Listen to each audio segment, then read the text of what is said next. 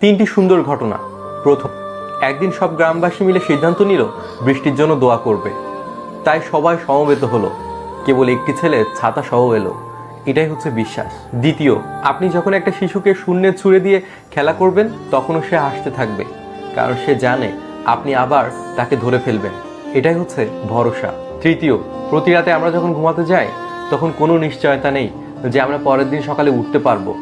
তবুও আমরা ঘুমাতে যাওয়ার আগে পরের দিনের জন্য অ্যালার্ম দিয়ে রাখি। এটা হচ্ছে আশা।